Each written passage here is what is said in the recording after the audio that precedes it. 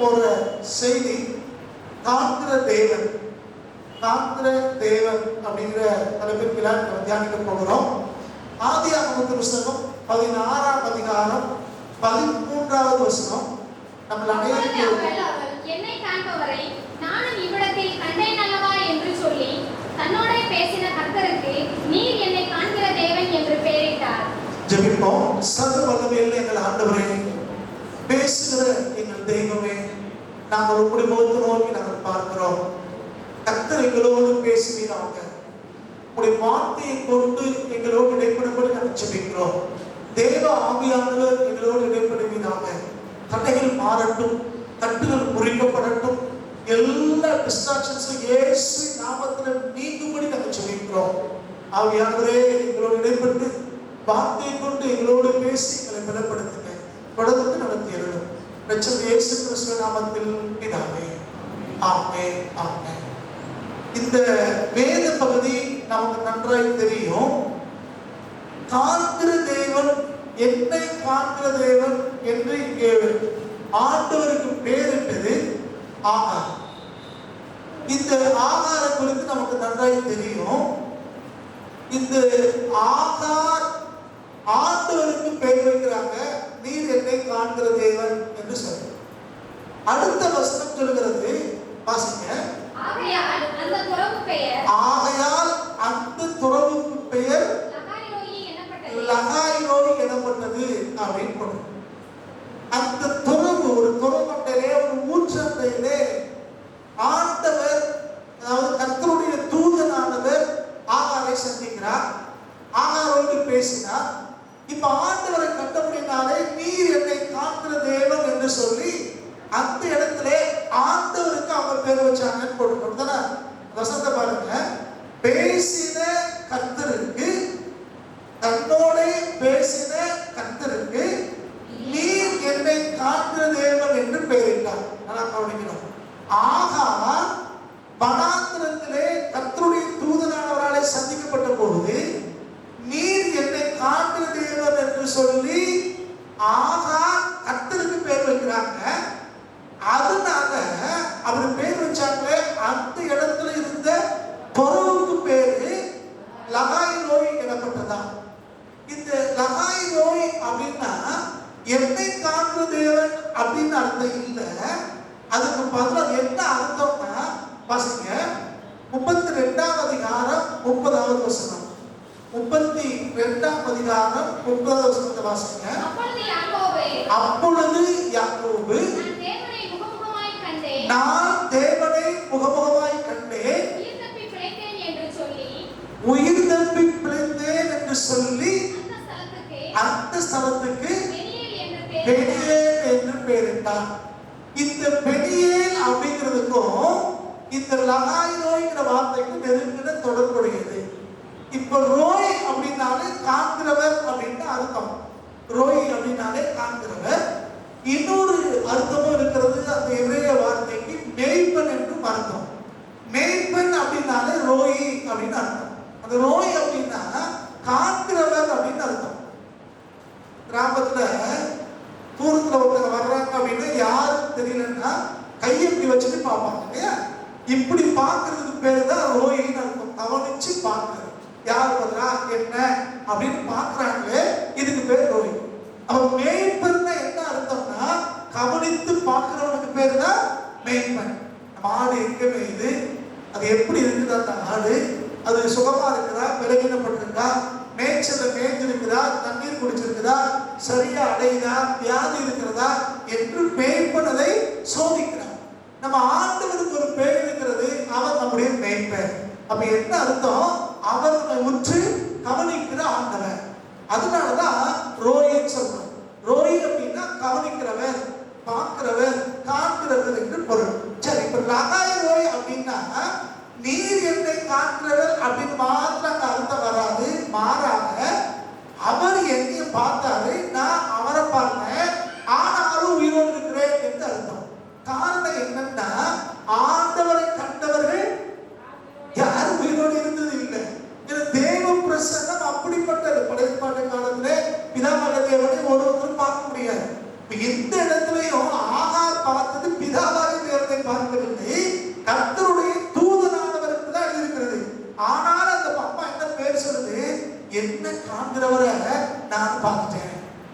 என்ன காண்கிற ஆண்டவரை நான் பார்த்தேன், ஆனாலும் உயிர் கொடுத்திருக்கிறேன் என்று சொல்லி அந்த ஆச்சரியப்படுகிறார்கள்.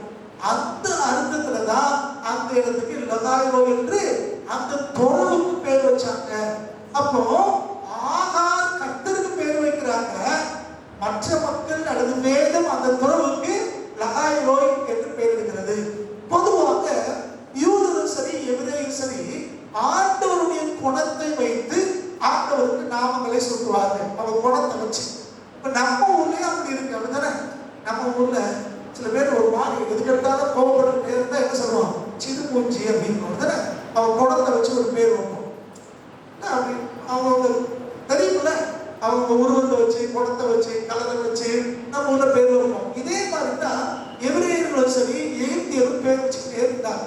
அப்ப இந்த அம்மா இந்த ஆகா கர்த்தர் தன்னை கண்டபடினாலே, ஆண்டவர் தன்னுடைய தூதனானவரை அனுப்பி தன்னோடு இடைப்பட்டபடினாலே, நீர் என்னை காண்கிற தேவன் அப்படின்னு பேர் வச்சாங்க. கர்த்தர் என்னை காண்கிறவர் அப்படின்னு அர்த்தம். இப்போ இந்த வசனத்தை கொஞ்சம் நம்ம உள்ள போய் தியானிக்கலாம். இந்த எப்போ கர்த்தர் அவரை கண்டார், இந்த அம்மாவை எப்ப ஆண்டவர் கண்டார், அதுதான் இன்னைக்கு நம்ம தியானிக்க போறோம். எப்ப கண்டார், எந்த சூழ்நிலை கண்டார், அதுக்கு ஆதாரமாக இந்த வேத பகுதியை பாருங்க. ஆதியாகமம் 16ஆம் அதிகாரத்துல சொல்றோம். 1ல இருந்து நீங்க 13 வரைக்கும் வாசித்தீங்கன்னா இதனுடைய முழு சம்பவம் இருக்கிறது. இதுல முதலாவதாக அந்த முதல் 3 வசனங்களை வாசிங்க.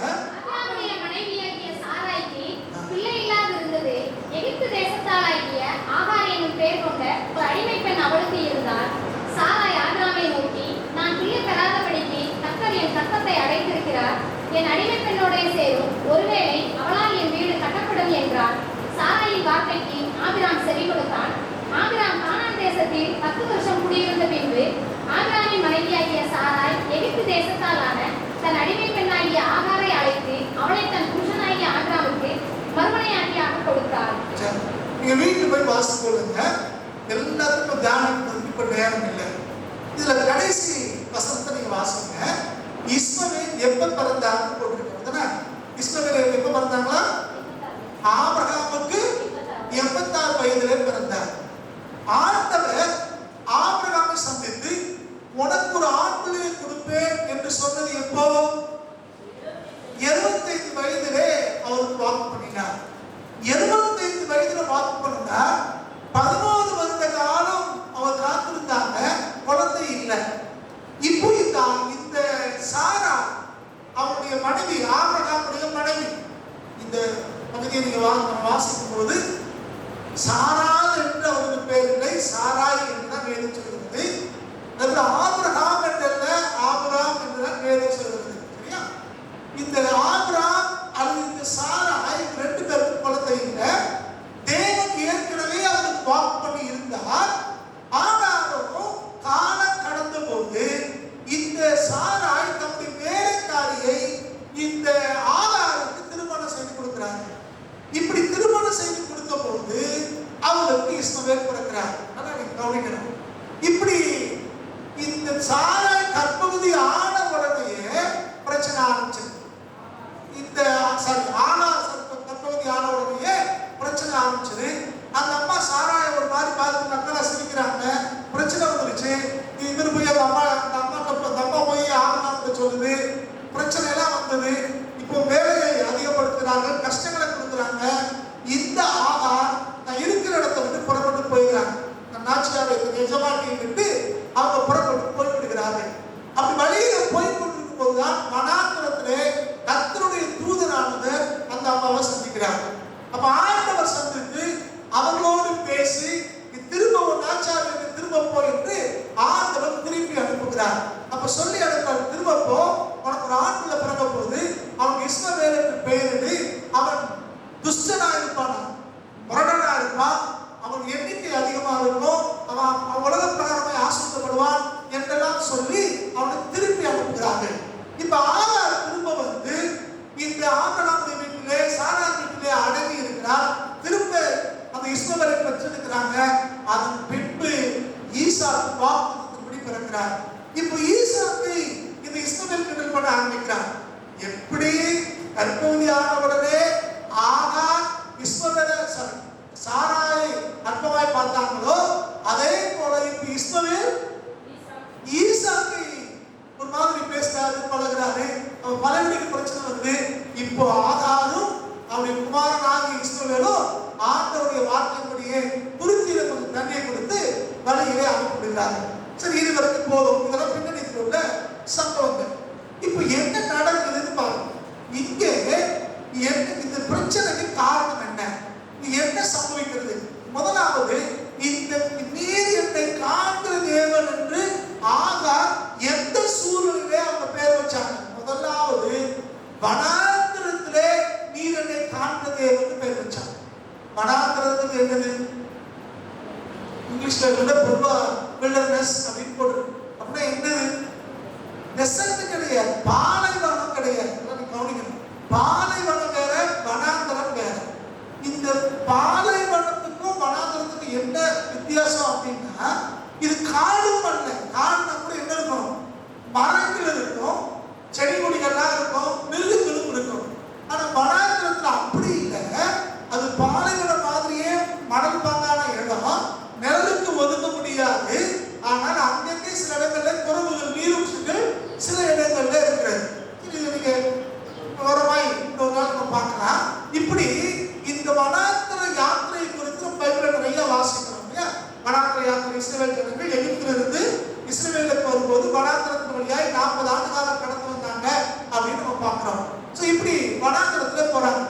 அடுத்து கவனிக்க வேண்டியது என்னன்னா, இந்த வனாந்தரத்திலே மரங்கள் இல்லை, நிழலுக்கு ஒதுங்க முடியாது. நைட்ல ஒரு ரூம்ல போய் தூங்கணும் அப்படின்னோ ஓய்வு எடுக்கவும் முடியாது.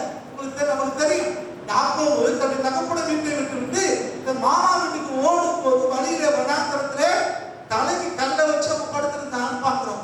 அதே மாதிரி தான் இந்த வனாந்தர அனுபவம். அது ஒரு கஷ்டமான ஒரு நேரம், நடக்கிறது கஷ்டமானது. ஸோ அந்த வழியாய் அவங்க போகும்போது தான் கர்த்தர் ஆகாரை சந்திச்சார். பல நேரங்கள் நம்ம வாழ்க்கையில கூட நம்ம வாழ்க்கை எப்படித்தான் தோணுது? வனாந்தர மாதிரி தோணுது. யாரும் நமக்கு உதவிக்கு ஆள் இல்லை, போற பயணம் கரடு பொருடா இருக்கிறது, தாகத்துக்கு தண்ணி கிடைக்கிறது, பல நேரங்கள்ல வெயிலுக்கு ஒதுக்குவதற்கு ஒரு நிழல் இல்லை, பலவிதமான கஷ்டங்களை நீங்கள் நான் அனுபவிக்கிறோம். ஆனால் வேதம் சொல்கிறது, கர்த்தர் அந்த வனாந்தரத்திலையும் ஆகாரை சந்திச்சார். ஆனா தெரிந்து கொள்ளுங்க, நம்முடைய வழி எவ்வளவு மோசமாக இருந்தாலும், நம்முடைய பாதை எவ்வளவு கரடு பொருடா இருந்தாலும், நம்ம கூட உதவிக்கு வருவதற்கு ஆட்கள் இல்லாதிருந்தாலும், நம்ம எங்க போகிறோம் என்பதே தெரியாமல் இருந்தாலும், தெரியுமா எங்க போறோன்னு? நம்ம புறப்பட்டு போகுது. இந்த வாழ்க்கை பயணம் எங்க போய் முடியுங்கிற தெளிவில்லாதிருந்தாலும், கர்த்தர் நமக்கு வழித்துணையாய் வருகிறார் என்பதை மறந்து விடுகிறார். தேவன் நம்ம கூட இருக்கிறார், வழியிலே நம்மளோடு இடைப்படுகிறார் என்பதை மறந்து விடக்கூடாது. இஸ்ரவேல் ஜனங்கள் எகிப்து நடுங்கத்திலிருந்து விடுதலையாக்கப்பட்டு மோசேயும் ஆரோன் தலைமையில் இருக்க வாக்கு பண்ணப்பட்ட கானான் நோக்கி புறப்பட்டு வர்றாங்க. ஆனால் அவங்க வந்த வழி எப்படி? வனாந்தரத்தின் வழி. அந்த வனாந்தர வழியிலே புசிப்பதற்கு ஆகாரம் இல்லை என்கிறார்கள், குடிப்பதற்கு தண்ணீர் இல்லை என்கிறாங்க, எங்களுக்கு இறைச்சி வேணுங்கிறாங்க, அந்த எதிரிகள் வருகிறார்கள். இப்படி பலவிதமான பிரச்சனைகள், போராட்டங்கள் வருகிறது. செங்கடெல்லாம் வழி வந்துச்சு. இப்படி எத்தனையோ தடைகள், குழப்பங்கள் வந்தாலும் கர்த்தர் தான் திட்டமிட்டபடி, கர்த்தர் தான் வாக்கு பண்ணபடி இஸ்ரவேலை கொண்டு செல்வதற்காக அவருக்கு முன்னும் பின்னே இருந்து கர்த்தர் அவரை நடத்தினார்.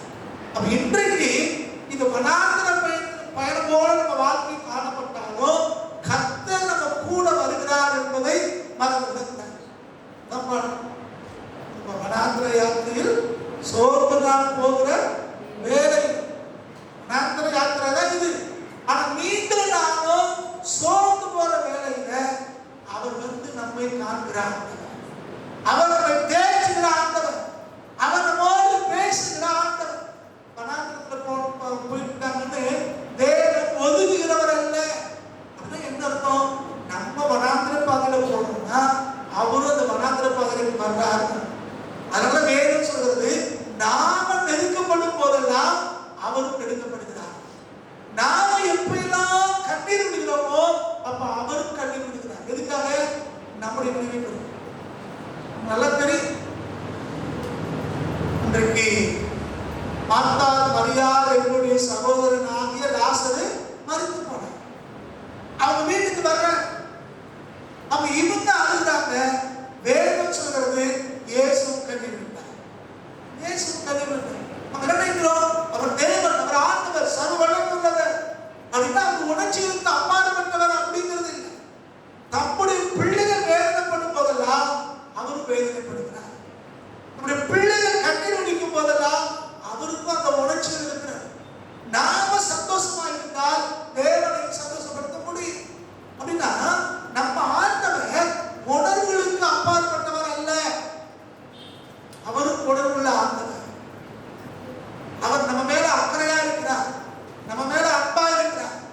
நமக்கு வருகிற கஷ்டங்கள், கண்ணீர்கள், நெருக்கங்கள் வேளையிலே அவர் அதை அனுபவிக்கிறார். அப்படின்னா யோசிச்சு பாருங்க, நம்முடைய பெற்றோர், உடன்பிறந்தவங்க, சொந்தக்காரங்க, நம்ம சிநேகிதமார், அவர்களுக்கு நாம கஷ்டப்படும் போது அவங்க வேதனைப்படாம இருந்தாலும், அவங்க அதை புரிந்து கொள்ளாம இருந்தா கூட நம்முடைய தேவனாகிய கர்த்தர் சர்வவல்லமையுள்ள தேவன் இவங்க எல்லாவற்றையும் விட மேலாக நம்ம மேல அக்கறையுள்ளதா இருக்கிறாங்க. அதனாலதான் அவர் வனாந்திரத்துக்கு கடந்து வந்தார்.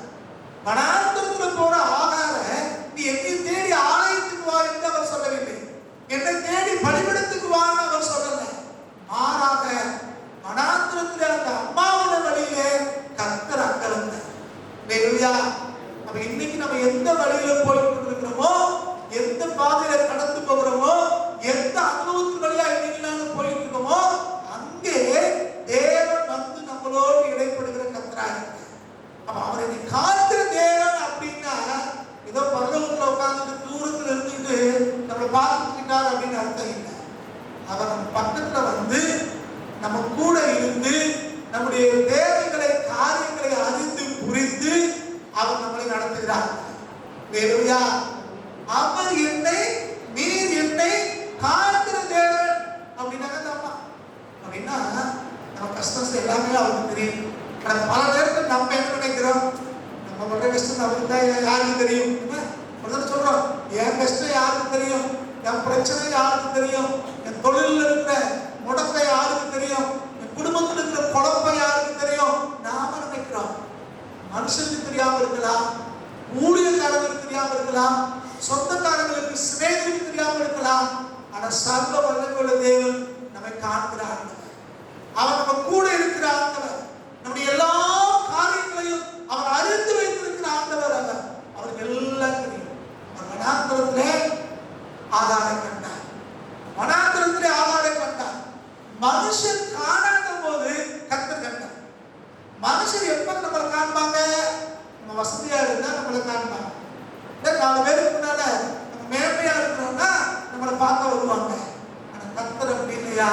எல்லா சூழ்நிலையும் அவர் நம்ம நேசிக்கிறாங்க. அவர் நம்ம கூட இருக்கிறாங்க. எப்பயும் அவர் நம்ம கூட இருக்க விரும்புகிற தேவன்.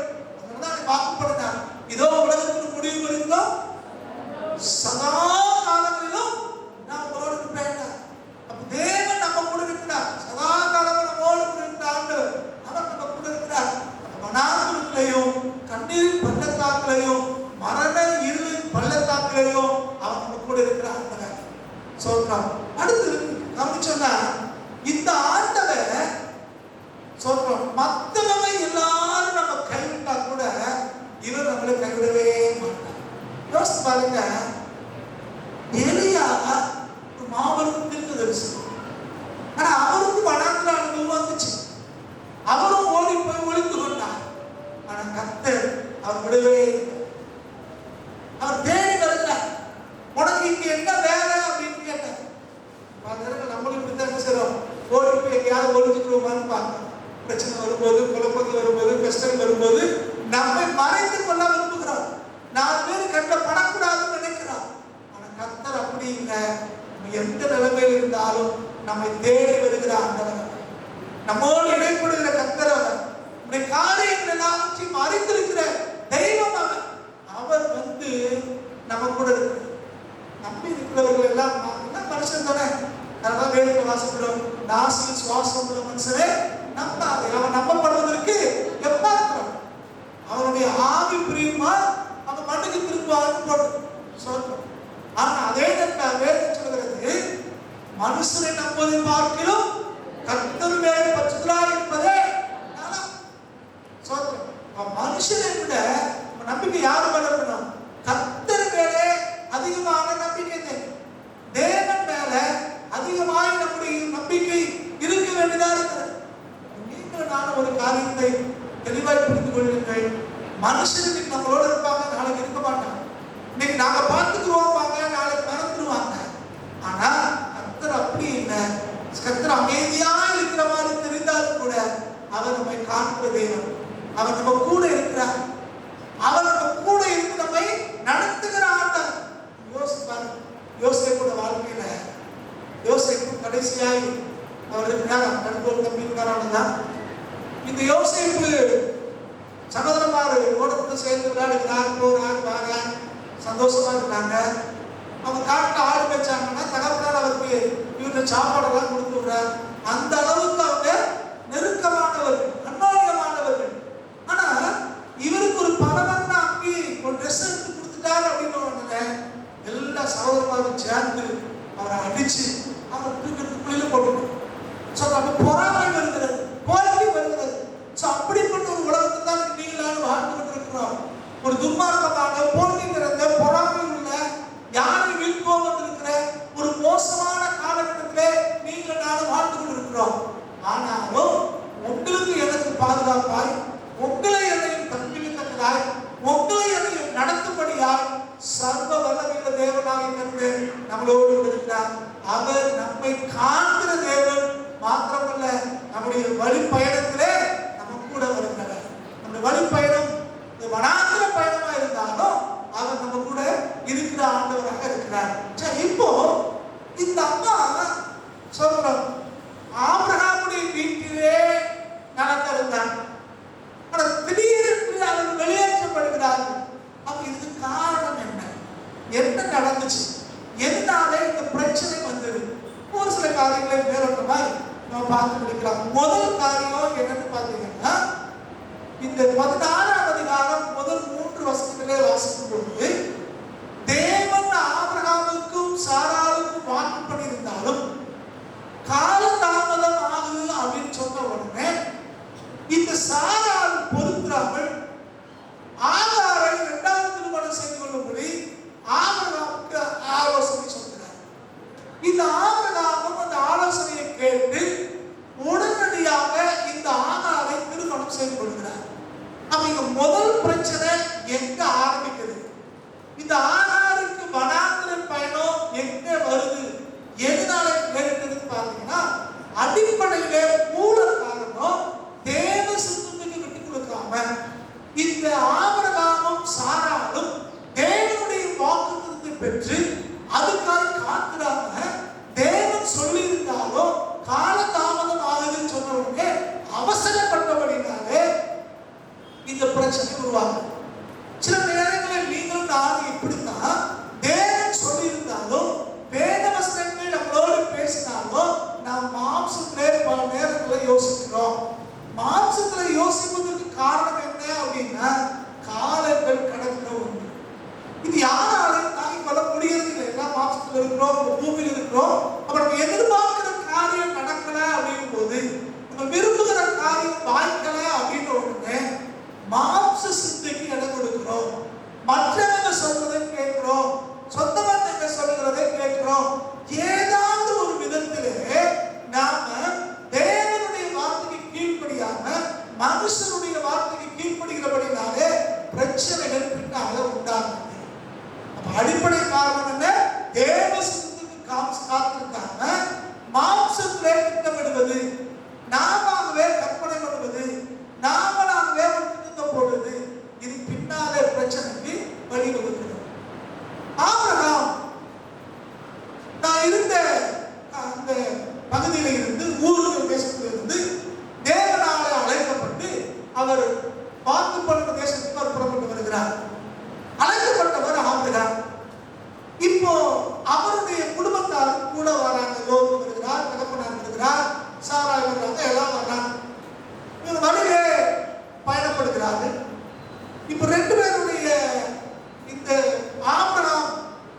சகோதரன் அவருடைய உறவினர் லோத்து கூட வராங்க. இப்ப மந்தைகள் பெருக ஆரம்பித்தது. கர்த்தர் அவங்களை ஆசீர்வதித்தார். நல்லா கவனிக்கணும். ஆண்டவர் ஆபிரகாமை அழைச்ச போது அவன் எல்லாத்தையும் விட்டுட்டு போறார். நீங்க ஆதியாகமம் 12 வாசிக்கலாம். எல்லாத்தையும் விட்டுட்டு அவன் கடந்து போறார். சொந்த பந்தங்களை விட்டார், சொத்துக்களை விட்டார், ஊரை விட்டார்.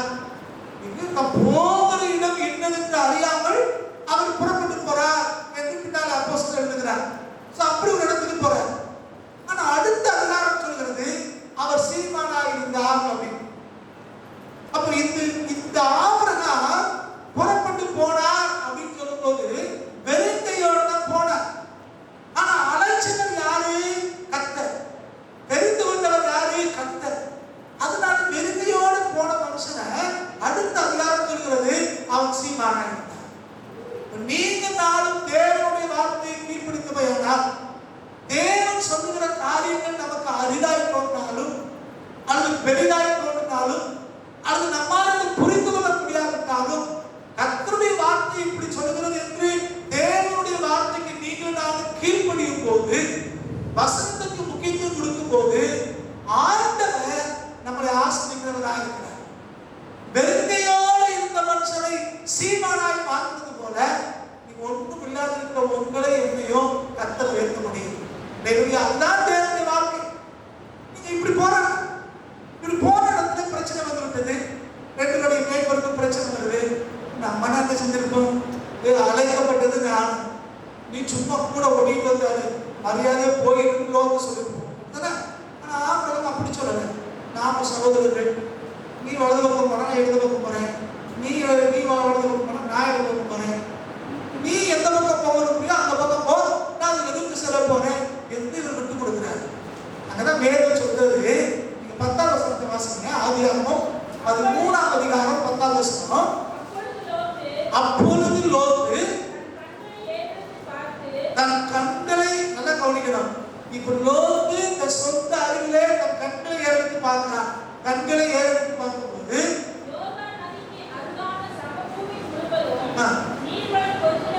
யோர்தான் நதிக்கு அந்த பக்கத்துல எப்படி இருக்குதா? நீர்வளம் பொருந்ததா இருக்குது.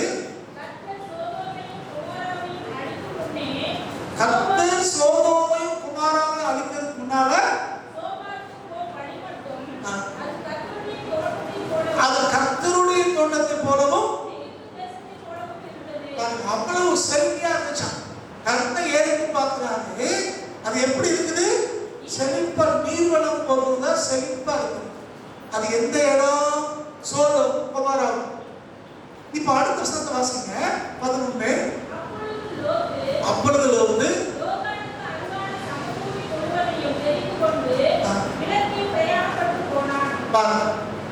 ரெண்டு பேரும் பார்க்கிறாங்க. இப்ப ஆபிரகாம் சொல்றாரு, நீ வலது பக்கம் போனா நான் இடது பக்கம் போயிடுறேன், நீ இடது பக்கம் போனா நான் வலது பக்கம் போறேன்னு சொல்றாரு. இப்ப இவர் கண்ணை ஏறிட்டு பார்க்கிறார். சாய்ஸ் யாருக்கு? ஆபிரகாம் லோத்துக்கு கொடுக்கிறார். ஆனா இவர் சொல்லிருக்கலாம், ஆபிரகாம் நீங்க போடான்னு சொல்லிருக்கலாம். அப்படி செய்யாம இவரிடத்திலே வாய்ப்பை கொடுக்கிறார். இப்ப இவர் என்ன செய்யறாரு? இந்த லோத்து கண்ணை ஏறிட்டு பார்க்கிறார். அது இவருடைய பார்வைக்கு எப்படி இருக்குது? நீர்வளம் பொருந்ததாய் கர்த்தருடைய தோட்டத்தை போல வசம் தெரியுது.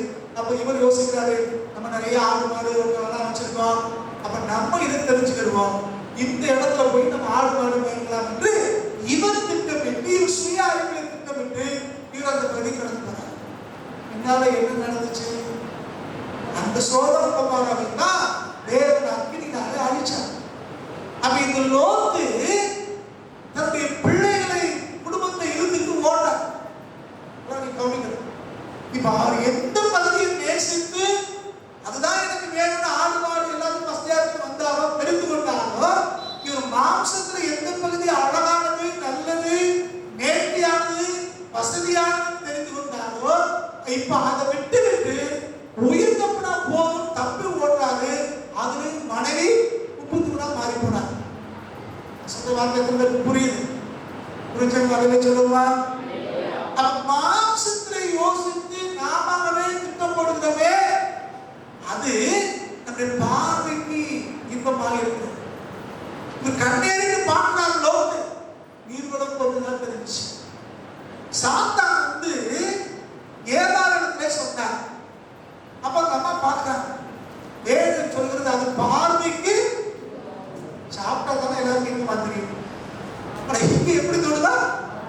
பார்வைக்கு இன்பமாய் தோன்றுகிறது.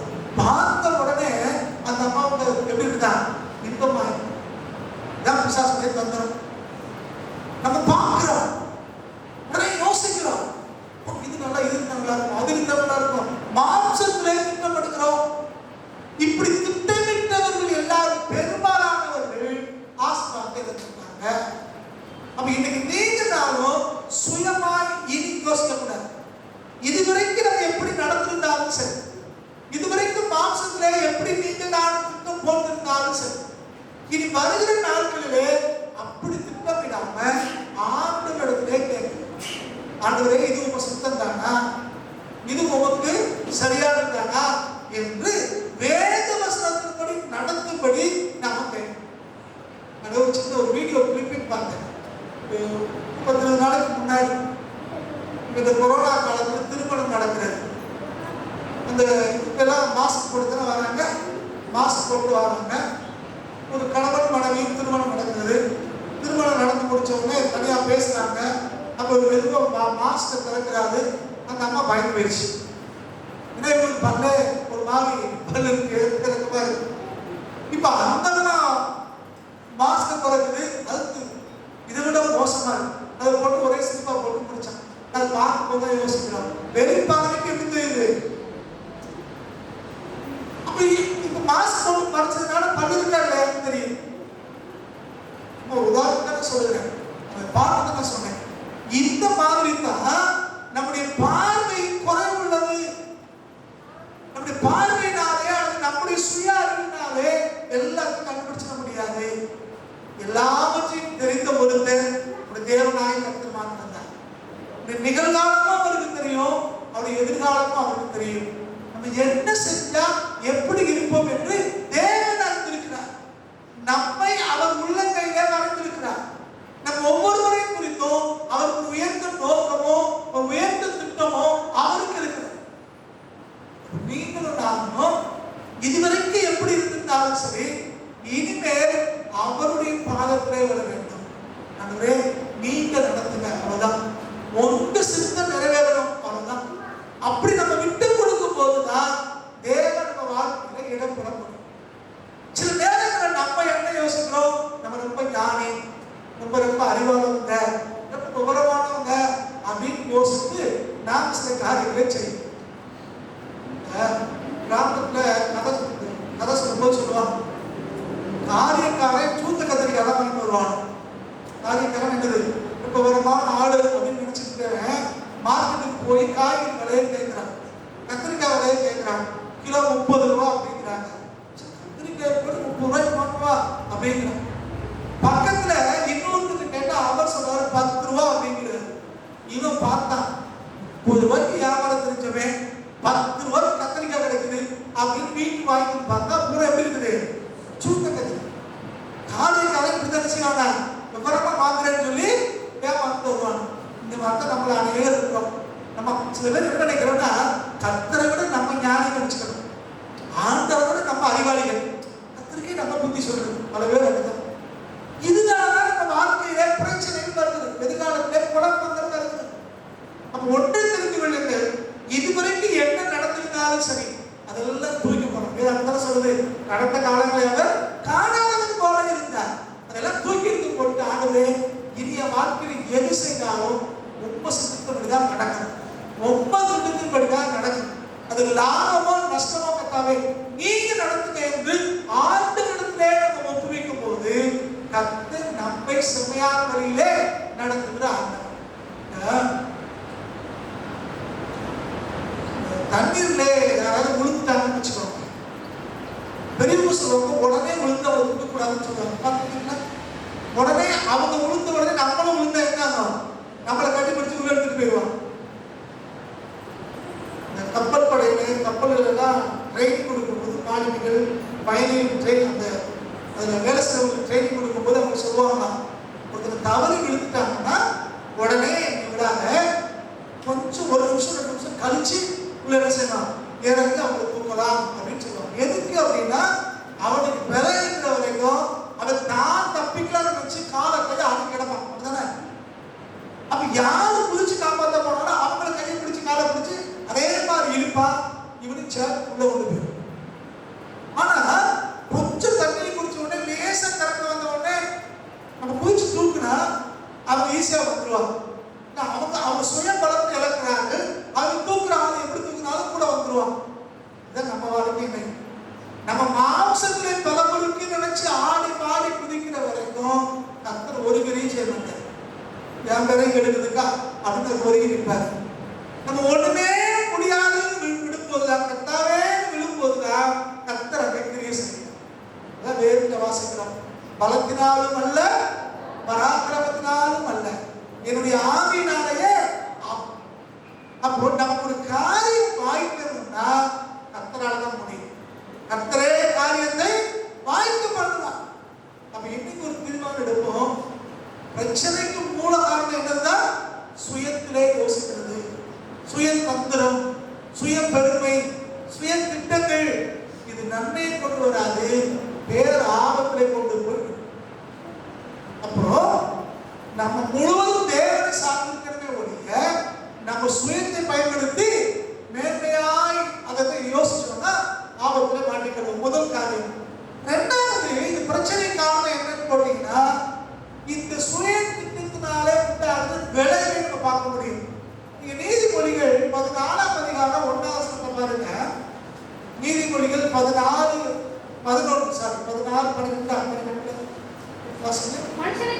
மனுஷனுக்கு செம்மையாய் தோன்றுகிற ஒரு வழி உண்டு, அதன் முடிவோ மரண வழி. மனுஷனுக்கு எப்படி தெரியுது? செம்மையாய் தெரியும். இந்த சாராய் தான் நினைச்சாங்க. கர்த்தர் சொல்லிட்டு அவங்களுக்கு போயிட்டாரு. 11 வருஷம் ஆகி போச்சு, ஆழம் தான். அதனால எவ்வளவு காலம் தான் பொறுத்து இருக்கிறதுன்னு சொல்லி ஆனால் திருமணம் செஞ்சு போகல. அந்த அம்மா ரொம்ப ஞானமா செய்வான்னு நினைச்சுக்கிறாங்க. நம்முடைய வேலைக்காரி தானே, நம்ம கீழே இருக்கிறவங்க தானே என்று அவங்க நினைச்சாங்க. ஆனா அந்த அம்மா கற்பதியான உடனே இவங்களை கேவலமாய் கீழ்த்தரமாய் நினைத்து வித்தியாசமாய் பேச ஆரம்பிக்கிறாங்க, அற்பமாய் நினைக்கிறார். பிரச்சனை ஆரம்பிக்கிறது. முதல்ல சுயத்திலே நீங்களும் நானும் யோசிக்கிறதை விட வேண்டும். ரெண்டாவது, நமக்கு அது நம்முடைய வழிகள் எல்லாம் நமக்கு எப்படித்தான் தெரியும்? செம்மையாயிட்டா தெரியும், செம்மையாயிட்டா தெரியும். அதுவும் பிரச்சனைகள் வரும்போது நம்ம யோசிக்கிறது ரொம்ப ஆர்ட்டா இருக்கும். சாத்தா சொல்றது நமக்கு ரொம்ப நல்ல ஆலோசனையா தெரியும். சாத்தா சொல்றது ரொம்ப நல்ல ஆலோசனையா தெரியும். நம்முடைய ஆண்டவராகிய இயேசு கிறிஸ்து இந்த பூமியில மனுஷனா வந்தபோது அவர் 40 நாள் வனாந்திரத்திலே அவர் உபவாசிச்சார், ஜெபம் பண்ணார். அப்ப சாத்தான் அங்கே வருகிறார். 40 நாள் உபவாசம் வந்தா பசிக்கத்தானே செய்யும். உடனே சாத்தான் வந்தான். சாத்தான் வந்து ஆண்டவருக்கு சொல்றான், நீர் தேவனுடைய குமாரனையானால் இந்த கல்லை அப்பமாய் மாத்தி சாப்பிடும் அப்படின்னு. எப்படி சொல்றது? அது ரொம்ப ஏற்று நம்மள மாதிரி யோசிக்கணும். கொரோனா காலத்துல வந்து சாத்தான் பண்ண இந்த நாட்கள்ல வேலை இல்லாத வருமானம் இல்லாத இந்த நாள்ல வந்து நீ லாட்சிட்டு வாங்க, உனக்கு வந்து 1 கோடி ரூபாய் விழும் அப்படின்னு நமக்கு எப்படி தோணும்? தமிழ்நாட்டில் வைக்கலனாலும் பக்கத்து ஸ்டேட்ல போய் என்ன செஞ்சிருவோம்? பாண்டிச்சேரியாவது கேரளா புனலூர் வரைக்கும் போய் வச்சுருங்க, லாட்சிட்டு வாங்கிடுவோம். சாத்தான் இருக்கும் எப்படிதான் தோணும்? நல்ல வழியா. சாத்தா எப்பவுமே உழைக்க சொல்லி தர மாட்டான். உழைச்சு முன்னேறதுக்கு சாத்தா வழி சொல்ல மாட்டான். அவன் சொல்றதெல்லாம் ஷார்ட்கட்ல குறுக்கு வழியில எப்படி முன்னேறலாங்கிற மாதிரி நம்ம சொல்லிக் கொடுப்போம். நமக்கு அது கேட்க எப்படி இருக்கும்? எவ்வளவு காலம் தான் உழைச்சோம், எவ்வளவு காலம் தான் காத்திருந்தது, இப்படி கூட கொரோனாவாக வந்து பயமுறுத்திருச்சு, வேலையெல்லாம் போச்சு, எப்படியாவது இடத்துல சம்பாதிக்கணுமே, எப்படியாவது வட்டி கட்டணுமே, எப்படியாவது இஎம்ஐ கட்டணுமே, எப்படியாவது வாடகை கொடுக்கணுமே அப்படின்னு யோசிக்கும். அப்ப சாத்தானுடைய தந்திரமெல்லாம் நமக்கு எப்படி தெரியுது? ரொம்ப நல்லா அந்த மாதிரி தெரியுது. திடீர்னு ஒருவர் நீங்க அட்வான்ஸா 2000 ரூபாய் கொடுத்தீங்கன்னா 10,000 ரூபாய் உங்களுக்கு கொடுப்போம் லோன் அப்படின்னு சொல்லிட்டு உடனே எப்படி தோணுது? 2,000 கூட 10,000 வரும், எப்படியாவது 8,000 ரூபாய் அடைச்சிக்கலாம்ப்பா, உடனே வாங்க அப்படின்னு தோணுது. அவன் நமக்கு ஒரு ஆளுக்கே 2,000 வாங்கினா 10 பேருக்கு வந்து அவன் 10,000 சம்பாதிச்சுட்டு போயிருக்கேன். அவன் ஏமாந்துட்டா நமக்கு தெரிஞ்சு ஐயோ நம்ம ஏமாந்துட்டோம் அப்படின்னு. புரியுதா? சாத்தான் ஒருபோதும் உங்களுக்கு எனக்கும் நன்மை செய்யவே மாட்டான். அதான் யோவான் 10:10 வாசிக்கிறோம். திருடன் திருடவும் கொல்லவும் அழிக்கவும் வருவானே என்று வேற ஒன்றுக்கு வரான். சாத்தான் வந்தான்னா அது நன்மை கிடையாது. அவன் பேசுற பேச்சு எப்படி இருக்குது? இந்த சுகர் கோட்டட் வேர்ட்ஸ் சொன்னாங்கல்ல, எப்படி இனிப்பு பசப்புறது தானே, நம்ம கிராமத்தில் சொல்லுவாங்க பசப்புறாங்க. அந்த கேட்கறது எப்படி இருக்கு? ரொம்ப இனிப்பாக ரொம்ப சந்தோஷமா கேட்கும். ஐயோ கஷ்டப்படுறீங்களா? 40 நாள் சாப்பிடுறீங்க. இந்த கல்லை நீங்க தேவகுமாரனாச்சு, உங்களுக்கு தான் வல்லமை இருக்கிறது. இந்த கல்லை அம்மா சாப்பிடலாம்ல, எதுக்கு பட்டினியா கிடக்கீங்க அப்படிங்கிறான். கேட்கறதுக்கு எப்படி தோணுது? நம்ம பிரச்சனைக்கு சரியான பதில் இல்லைன்னு தானே இருக்கு. எவ்வளவு நல்ல ஆலோசனை சொல்றான் அப்படின்னு தோணும். கர்த்தர் என்ன சொல்ற? வேலையை பார்த்துட்டு போப்பான்னு தெளிவா சொல்ற. மனுஷன் அப்பத்தினாலே மாத்திரமல்ல, தேவனுடைய வாயிலிருந்து புறப்படுகிற ஒவ்வொரு வார்த்தையாலும் படைப்பான். அப்படியா? நல்ல ஆலோசனையா இருக்கு. எங்க பாஸ்டர் சொல்லலையே, பெத்தவங்க சொல்லலையே, சொந்தக்காரங்க சொல்லலையே, நல்ல ஆலோசனை சொல்லிட்டீங்களே அப்படின்னு அவன் கேட்க ஆண்டவர் கேட்க. நீங்கள் நானும் ரொம்ப கவனமாக இருக்க வேண்டும். இந்த பிசாசு எப்ப நம்மகிட்ட வந்தான்னா உங்களுக்கு எனக்கு தேவை இருக்கும்போது தான், உங்களுக்கு எனக்கு பிரச்சனை இருக்கும்போது தான் வரணும். ஏன்னா அப்பதான் நம்ம டைவர்ட் பண்ண முடியும்னு தெரியும். ரொம்ப கவனமா இருக்க வேண்டும். நம்ம ஆபத்து நேரத்திலே, கஷ்டங்கள் நேரத்திலே, வேதனை நேரத்திலே பிசாசு உள்ளவர்களுக்கு இடம் ஒருபோதும் கொடுக்கிறது. பிசாசுக்கு இடம் கொடுக்கவே.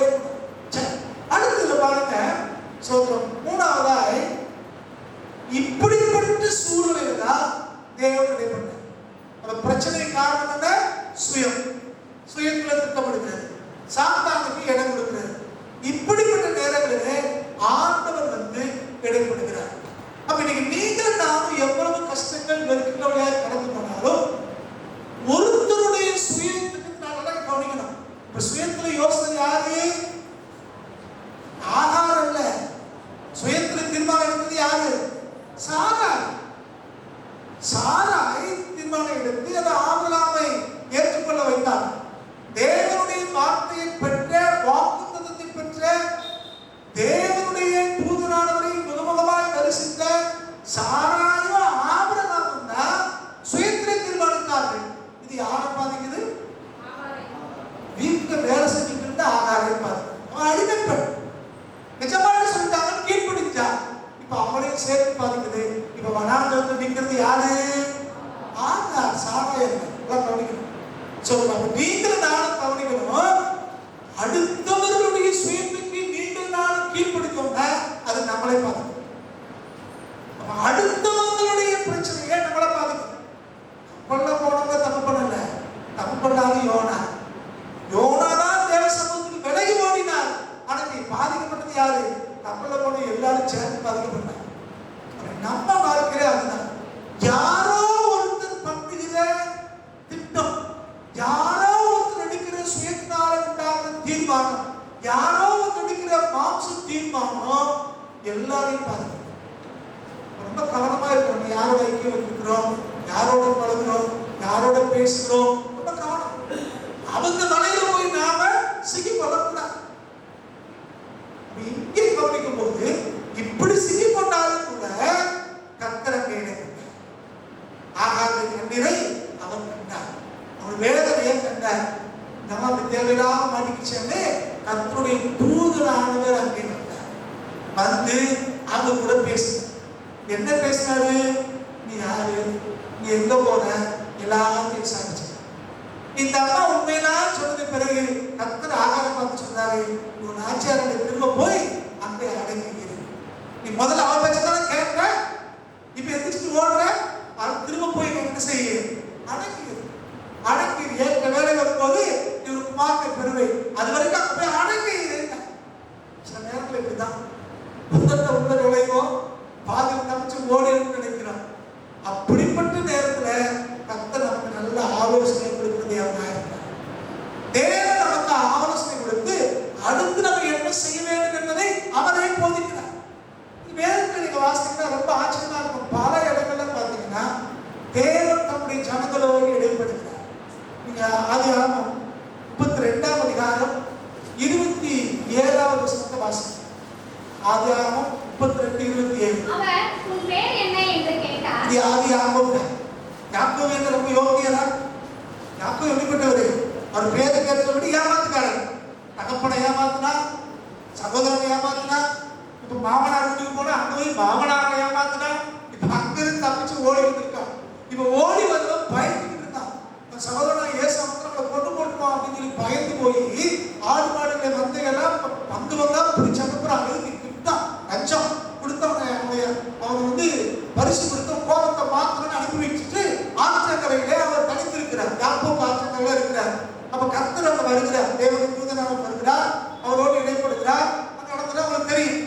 அப்போ இவன் அவரை பிடிச்சிட்டு ஆண்டவரே நீர் ஆசீர்வதித்தால் ஒழிய போக விட மாட்டேங்கிறார். அப்ப அவர் சொல்றாரு பொழுது விடுகிறது போக விடு அப்படிங்கிறார். இவன் என்னோட ஆசீர்வதித்தால் ஒழிய சரியான முரடனாகும். எதுல? ஏமாத்துறதுல ஏமாத்துனா. இப்ப கர்த்தரை பார்த்த உடனே அவன் வழி இல்லைன்னு தெரிஞ்சு போச்சு. தகப்பனரை ஏமாத்தி, சகோதரனை ஏமாத்தி, மாமனரை ஏமாத்தி, இவன் அதுக்கப்புறம் பார்த்து நீங்க வரிசை ஏமாறான். கல்யாணத்துல ஏமாத்து, ஆடு மாடுக்கு பழத்தை ஏமாத்து, வரிசை ஏமாத்து. நல்லா தெரிந்து கொள்ளுங்கள், ஒரு மனுஷன் எதை விதைக்கிறானோ அதை கண்டிப்பா. இவன் எப்படி தப்புடி சகோதரரை ஏமாத்தினா, தகப்பனரை ஏமாத்தினா, ஆட்டோ வச்சுதான் ஏமாத்தினா, ஆட்டுத்தொலை புத்திட்டு வந்து அவர் சொன்னார், பொருளை பார்த்தா யாக்கோபு பொருளா இருக்கு, மேல தடவி பார்த்தா ஏசா உடலா இருக்கு, ஏமாத்தினா. இப்ப அதே ஆட்டை வச்சுதான் அவர் மாமனார் இவரை ஏமாத்தாங்க போடா. எது விதைக்கவோ அதை சரி. இந்த அடுத்து நல்லா கவனிக்க வேண்டியது என்னன்னா, இப்ப ஆண்டவர் வந்துட்டார். இப்ப ஆண்டவர் வந்து அவங்க கேட்கிறாரு, உன் பேர் என்ன? இப்ப என்ன சொன்னாரு? அப்பா என்ன சொன்னா? நான் ஏசா. உங்களுக்கு பிரியமான கனிமம் இந்த நாட்டில இருந்து அம்மாவுக்கு குழந்தை அப்படின்னா நம்ம தான் செஞ்சு கொடுக்கணும். ஆனா இங்க நான் ஏசான்னு சொல்லல, கத்தத்தை உண்மையை சொல்லணும். நான் யாருக்கும் நல்லா கவனிங்க. கத்தர் வந்து நம்மளோட இடைப்படும் போது நம்ம அடுத்த அங்க இங்க சொல்ற மாதிரி சொல்லாம தேவ சமூகத்திலே உண்மையை ஒற்றுக்கொண்டு மனம் திரும்புவோமே. ஆனால் கத்தர் நம்மளை ஆசைப்படுறார். தேவன் இடைப்பட்ட பின்பும் தேவன் நம்மளோடு பேசின பின்னும் நம்ம மனம் திரும்பல, ஒப்புரவாகல, கத்தரோடு சரியாகல அப்படின்னா இந்த யாக்கோபு வாழ்க்கையில மாற்றமே இருக்காது. பயம்தான் இருக்கும், உயிர் பயம்தான் இருக்கும். ஏசா கொண்டுவானோ, அவன் கொண்டுவானோ, இவன் கொண்டுவானோ பயம்தான். ஆனா இங்க ஆண்டவரிடத்திலே நான் யாக்கோபு என்று அவன் ஒத்துக்கொண்ட அப்படின்னாலே கத்தர் அவனை இஸ்ரவேலாய் மாற்றினார். நீங்களாக இப்படி இருக்கிறோம். தேவன் நம்மளோடு இடைப்படும் போது உண்மையை சொல்லணும். நீங்க ஆதாரத்தை வந்து அவர் கேட்கிறார், நீ யாரு? அவன் சொல்லிட்டா நான் எகிப்தியஸ்திரி, நான் வந்து அடிமையானவன், இந்த மாதிரி நடந்துச்சு எல்லாத்துக்கும் சொன்னான். இப்ப தேவ தூதனானவர் சொல்றார், இப்படி அங்க போய் அடங்கியது, நான் அவனுக்கு ஒரு பிள்ளையை கொடுப்பேன், அவனுக்கு இஸ்ரவேல் இருப்பேன். அதே மாதிரி போனாங்க, ஒரு பிள்ளையை பெற்றெடுத்தாங்க. கர்த்தர் சொன்னபடியே ஆபிரகாம் அந்த பிள்ளைக்கு இஸ்ரவேல் என்று பெயர். இன்னைக்கு வரைக்கும் இஸ்ரவேல் வளர்ந்துட்டு தான் இருக்கு. அந்த வசனம் பாருங்க எவ்வளவு அழகா நிறைவேறுது. அந்த வசனம் என்ன சொல்லுது? அவன் துஷ்ட மனுஷனா இருப்பான், எல்லாருக்கும் விரோதமாகவும் எல்லாரும் அவனுக்கு விரோதமா இருப்பாங்களா? அதான் நடந்துட்டு இருக்கு. ஆடிய பார்த்தாலே திருப்பி தரிசிக்கிறது தீவிரவாதிங்கிற அனுபவம். அந்த அளவுக்கு அவன் பேர் கெட்டிருக்கு, இஸ்ரவேலோட பேர் கெட்டிருக்கு. உடம்புறதா அதான் இன்னைக்கு பேர் சொல்லுங்க. இன்னைக்கு ஒவ்வொரு இருக்கிற வாழ்க்கையில தேவன் இடைப்படும் போது நாம உண்மையை ஒத்துக்கொள்ள வேண்டும். யாருங்கிறத உண்மையை ஒத்துக்கொள்ளணும். நம்ம மனம் திரும்ப வேண்டும். கடைசியா கீழ்ப்படிகளா மாறும். இந்த அம்மா ஆண்டவருடைய வார்த்தைக்கு கீழ்ப்படிச்சாங்க. 10-12 வாசிங்க. ஆதியாகமம் 16ஆம் அதிகாரம். பின்னும் கர்த்தருடைய தூதனானவர் அவளை நோக்கி, உன் சந்ததியை மிகவும் பெருக பண்ணுவேன், அது பெருகி எண்ணி முடியாததாய் இருக்கும் என்றார். பின்னும் கர்த்தருடைய தூதனானவர் அவளை நோக்கி, நீ கர்ப்பவதியாய் இருக்கிறாய், ஒரு குமாரனை பெறுவாய். கர்த்தர் உன் அங்கலாய்ப்பை கேட்டபடியினால் அவனுக்கு இஸ்ரவேல் என்று பெயரிடுவாயாக. அவன் துஷ்ட மனுஷனாய் இருப்பான். அவனுடைய கை எல்லாருக்கும் விரோதமாகவும் எல்லாருடைய கையும் அவனுக்கு விரோதமாகவும் இருக்கும். தன் சகோதரர் எல்லாருக்கும் பாருங்க, இப்படி சொன்ன உடனே அந்த அம்மா திரும்பி நான் இருந்த இடத்துக்கு திரும்ப வர்றேன். இல்ல சாராய் நமக்கு ஒத்து வராது, நான் கர்ப்பவதியா இருக்கேன், சாராய் கர்ப்பவதியா இல்லை, நான் பெரிய ஆளு, நான் ஏன் இஷ்டத்தான் போவேன் அப்படின்னு நம்ம சொல்லணும். அது நான் ஆஸ்வதிக்கப்பட்டவன், எஜமானிக்கு ஆஸ்வாதம் இல்லை அப்படின்னு பேசணும். கர்த்தர் சொன்ன வார்த்தைக்கு அப்படியே நம்ம கீழ்படுத்தாங்க. ஆகார் திரும்பி போனார். அப்ப நம்ம வாழ்க்கையிலையும் கீழ்ப்படியும் போது தேவன் ஆசீர்வாதத்தை வச்சிருக்காரு. பிரச்சனை வரலாம், போராட்டம் வரலாம், குழப்பங்கள் வரலாம். தேவனுடைய வார்த்தைக்கு நீங்கள் நான் கீழ்ப்படியும் போது, தேவன் நம்மோடு இடைப்படும் போது, நம்ம கீழ்ப்படியும் போது தேவன் வாழ்க்கையிலே மாற்றங்களை கட்டளையிடுகிறார். இங்கே நீங்க வீட்டுல வாசிப்பது உபாகம புஸ்தகத்துல 28ஆம் அதிகாரம் 1-14 வரைக்கும் வாசித்து பார்த்தீங்கன்னா, உபாகமம் 28 1-14 வரைக்கும் வாசித்து பார்த்தீங்கன்னா, அங்க ஆண்டவர் தெளிவாக இஸ்ரவேல் ஜனங்களுக்கு சொல்கிறார், நான் இன்றைக்கு உங்களுக்கு கட்டளையிடுகிற இது யாவற்றையும் நீங்கள் கை கொண்டீங்கன்னா அப்படின்னு ஒரு 14ஆம் வசனம் வரைக்கும் ஆசீர்வாதமா சொல்லிட்டு பாருங்க. 15ஆம் வசனத்துல சொல்றாரு, நான் சொல்ற வார்த்தைக்கு நீங்க கீழ்ப்படியல அப்படின்னா என்னென்ன சாபமெல்லாம் வரும். அப்போ ஆசீர்வாதமோ சாபமோ நாம தேவனுடைய வார்த்தைக்கு கீழ்ப்படிகிறது தான் இருக்கிறது. தேவன் நன்மை செய்கிறவர், தேவன் உதவி செய்கிறவர், தேவன் நம்மளை வாழ வைக்கிறவர்.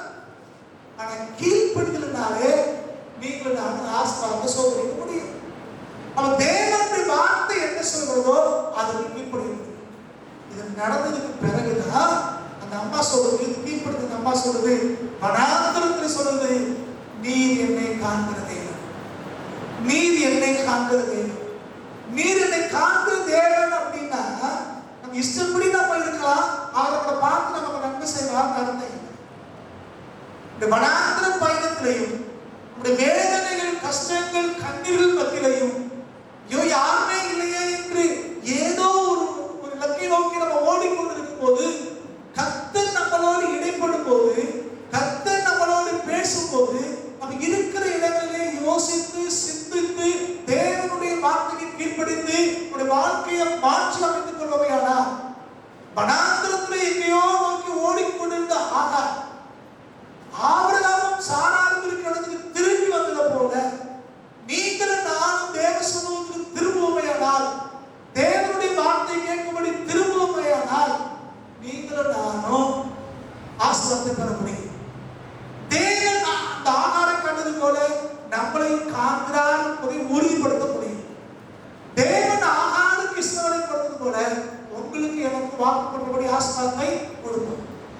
தேவன் காண்கிறவர் அவர் வாழ்க்கையை மாற்ற விரும்புகிறார், நம்முடைய குழப்பங்களுக்கு முற்றுப்புள்ளி வைக்க விரும்புகிறார். அந்த கர்த்தருடைய தேவனானவர் ரொம்ப தெளிவா சொல்றார், அங்கலாய்ப்பை கண்டேன் அப்படிங்கிறார். அங்கலாய்ப்பு, அங்கலாய்ப்பு என்னது? குழம்பு என்ன செய்யுது தெரியல, இந்த கஷ்டத்தை எப்படி மேற்கொள்ள போறோம்னு தெரியல, இந்த வேதனை எப்படி கடந்து வர போறோம்னு தெரியல, அதுதான் அங்கலாய்ப்பு. இந்த அங்கலாய்ப்பை தேவன் கண்டு நம் வனாந்தர வாழ்க்கையிலே நம்மோடு இடைப்பட்டு நமக்கு ஒரு நேர்மையான வாழ்வை கொடுக்க விரும்புகிறார். இன்னைக்கு ஆண்டவருக்கு தீர்மானம் பண்ணுவோம், கர்த்தர் சொல்லுவோம், ஆண்டவரே நீர் எங்களை காண்கிற தேவன், இப்படி வார்த்தை கேட்கப்படி கடந்து வந்தோம், எங்களோடு பேசியிருக்கீங்க, எங்க வாழ்க்கையில் இடைப்படுங்க ஆண்டவரே. எங்க சுயங்களை எந்த தீர்மானத்தை எடுக்கக்கூடாது, எங்களுக்கு சரியாய் தெரிகிற சொல்லி ஒரு தீர்மானம் நாங்கள் எடுக்கக்கூடாது. உங்களுடைய வார்த்தைக்கு, உங்களுடைய நடந்ததுக்கு நாங்கள் கீழ்ப்படிய எந்த விதத்திலும் பிசாசுக்கு நாங்கள் இடம் கொடுக்கக்கூடாது. நீ எங்களோட பேசும்போது நாங்கள் உண்மை சமூகத்துல நாங்கள் உண்மையுள்ளவர்களாக இருக்க வேண்டும். உண்மையை பேசணும், யதார்த்தத்தை பேசணுங்க. நீர் எதெல்லாம் எங்களுக்கு கீழ்ப்படிய சொன்னீங்களோ அதுக்கெல்லாம் நாங்கள் கீழ்ப்படிந்து ஆசீர்வாதத்தை சொல்லிருக்கணும். ஜோபனுமன் அப்படின்னு இருக்கலாம். கர்த்தர் போது நோக்கி பார்ப்போம். ஆகாரை வனாந்தரத்தில் கண்ட தேவன் நீங்க நம்மை இருக்கிற இடத்துல காண்கிறவராக இருக்கிறார். ஆகாருடைய அங்கலாய்ப்பை கேட்ட ஆண்டவர் நம்முடைய அங்கலாய்ப்பை கேட்டிருக்கிறார். ஆகாருடைய வனாந்தர பயணத்திலே ஆகாரை கண்டு இறங்கி வந்து அவரோடு பேசின ஆண்டவர் இன்னைக்கு நம்முடைய பயணத்திலே, வாழ்க்கை பயணத்திலே நம்ம தேடி வந்து நம்மளோடு இருந்து